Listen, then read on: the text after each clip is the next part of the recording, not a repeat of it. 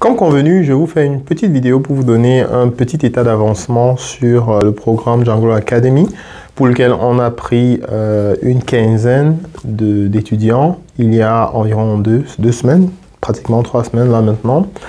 Alors, je vous fais cette vidéo justement pour vous expliquer un petit peu ce qui se passe, mais aussi surtout pour parler aux prochains étudiants, pour leur donner des tips et partager un certain nombre de trucs pour que les étudiants des prochaines sessions puissent avoir de meilleures expériences en fait. Mais aussi de façon générale, c'est pour partager l'expérience que nous avons pour peut-être d'autres entreprises qui sont dans l'écosystème au niveau du Cameroun ou bien dans l'Afrique de façon générale.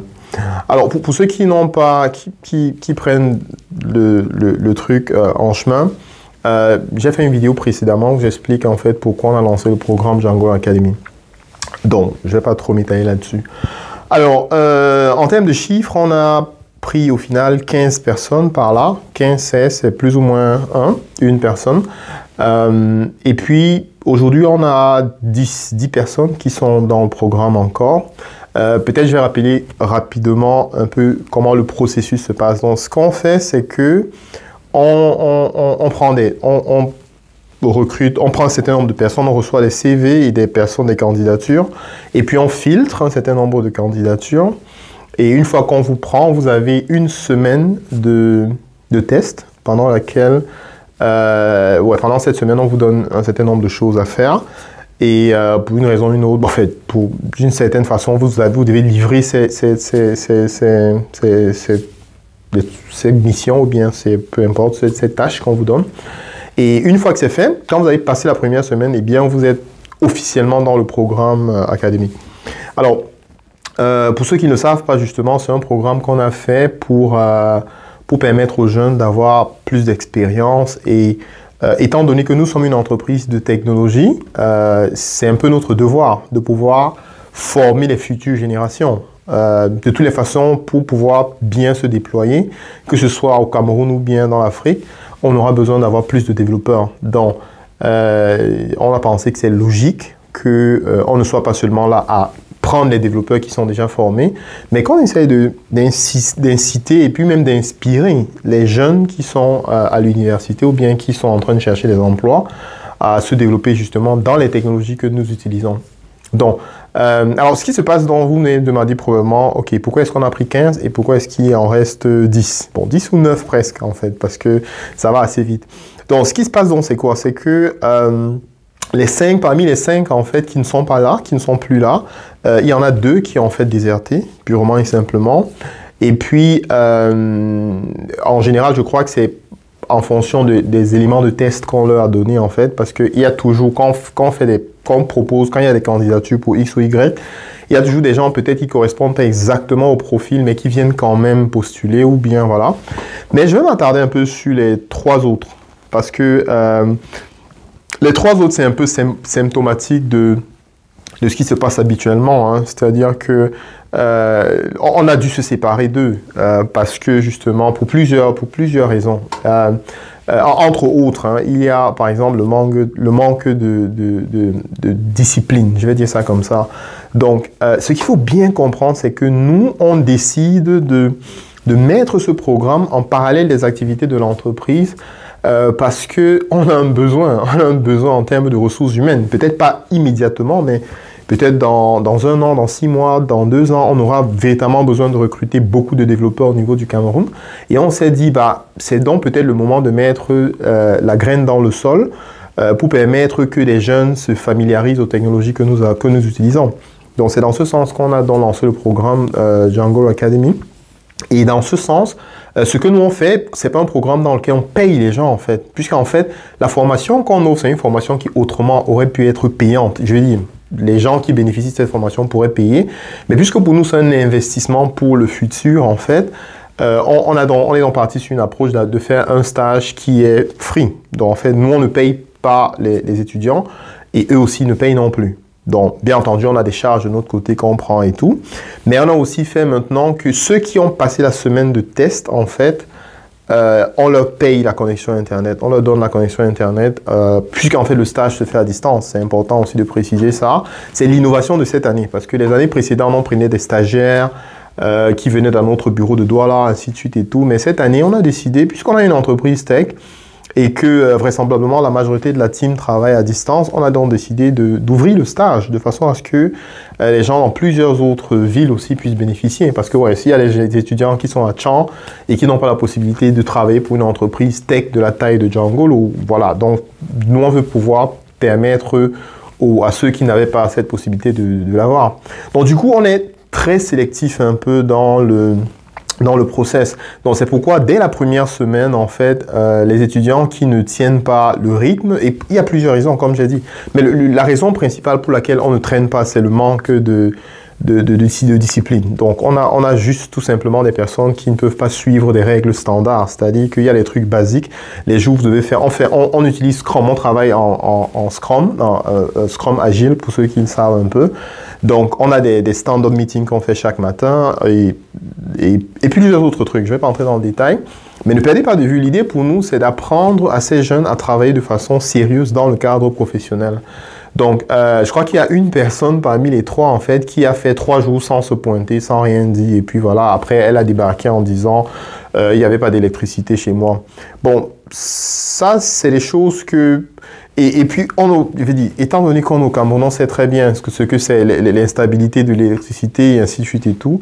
Mais si nous sommes 15 et il n'y a qu'une seule personne qui a à chaque fois le même problème, c'est qu'il y a un problème, les gars. Donc, je le dis surtout aux prochains étudiants qui vont venir, c'est pas la peine. Il faut savoir que naturellement, il y a deux types de personnes. Il y a les personnes qui cherchent les raisons pour justifier ce qu'elles n'ont pas, ces personnes-là, à faire, ce qu'elles ne veulent pas faire.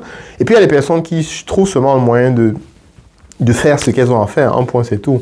Et puis, nous, on travaille sur un truc, c'est un concept informatique, c'est-à-dire que techniquement, le travail que vous avez à faire, même s'il n'y a pas d'Internet, parce qu'on a toutes les raisons, hein, mon Internet est côté coupé, on a eu tout, j'ai un peu de tout, j'ai mes parents qui sont malades, j'ai dû me déplacer, et ainsi de suite, mais toutes ces choses, en fait, on écoute, il faut savoir que Django, c'est 5 ans, donc toutes les techniques que des employés ou bien des collaborateurs peuvent dire pour justifier X ou Y, j'ai déjà entendu. Donc, j'ai tous les scénarios, en fait. Donc, juste pour dire aux étudiants qui rejoignent le process que c'est pas la peine d'essayer de faire tous ces trucs, parce que vous ne pouvez pas dire quelque chose que je n'ai pas encore entendu.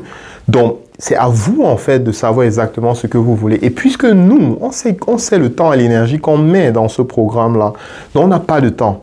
On n'a pas de temps. Et puis, il faut aussi comprendre que même si un étudiant est totalement disponible, s'il veut le faire, mais que pour une raison ou une autre, il n'a pas d'électricité, totalement pas d'électricité pendant toute une semaine, ça ne sert à rien.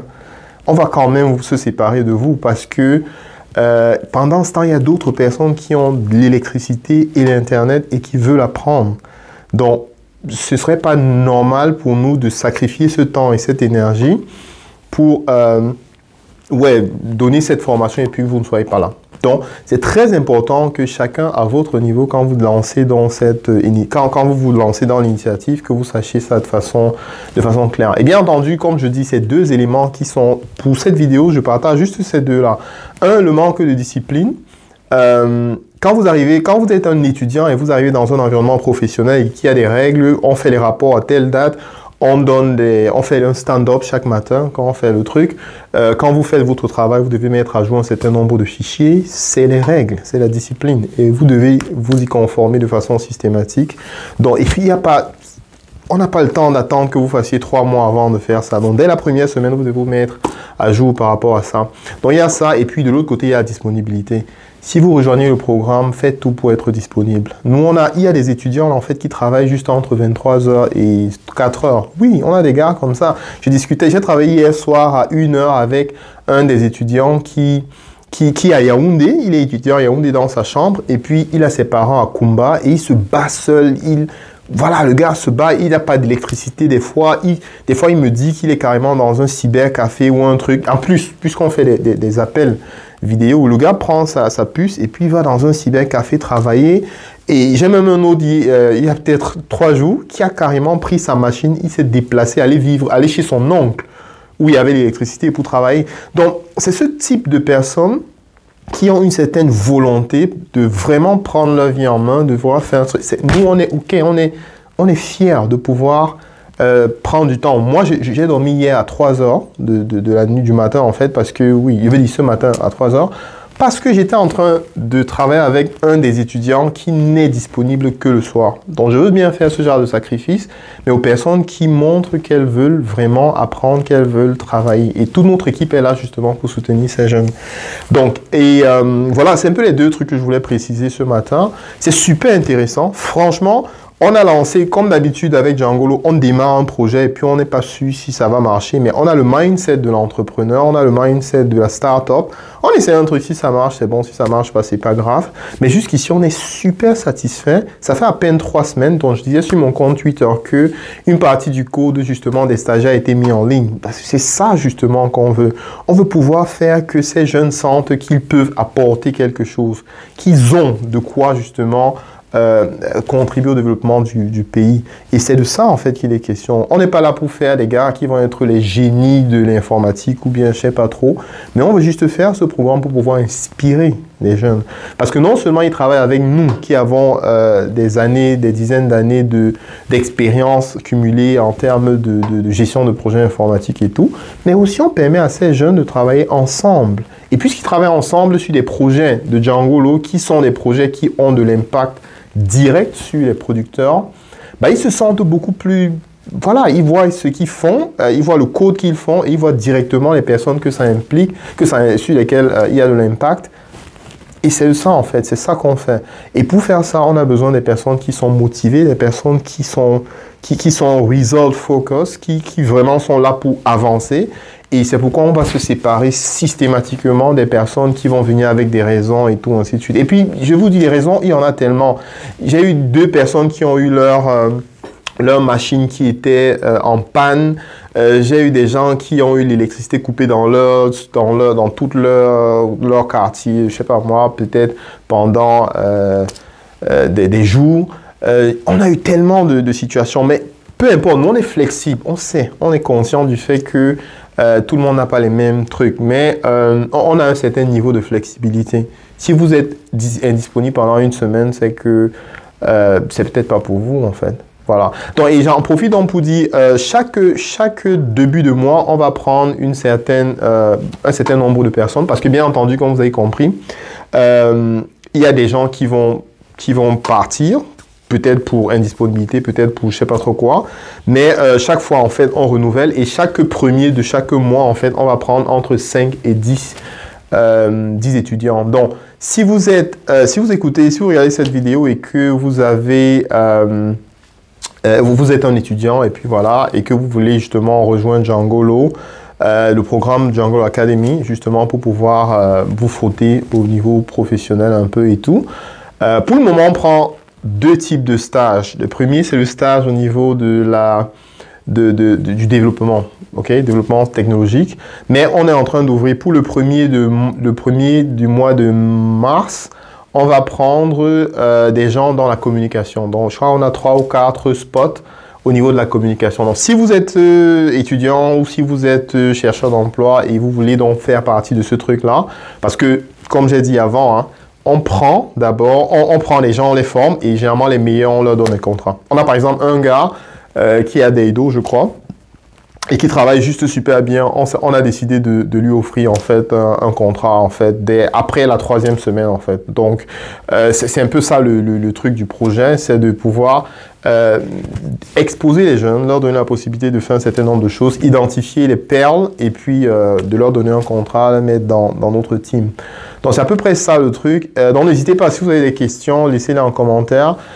Si vous n'êtes pas concerné par ceci, mais que vous avez des amis, des frères, des sœurs, voilà, qui veulent faire partie de notre équipe et qui veulent justement avoir un certain type d'expérience. Donc, il y a ces 2 éléments-là. Un, tout ce qui est code, IT et autres, c'est notre métier, c'est vraiment ça. Et au niveau de la communication digitale un peu, parce qu'on est en train de vouloir aussi élargir un peu les choses dans ce sens-là, bah, vous êtes les bienvenus, contactez-nous rapidement et puis on en rediscute. Sur ce, je vous souhaite de passer une excellente fin de journée. On est samedi et puis je vous souhaite de passer une excellente fin de journée et à très bientôt. Allez, ciao.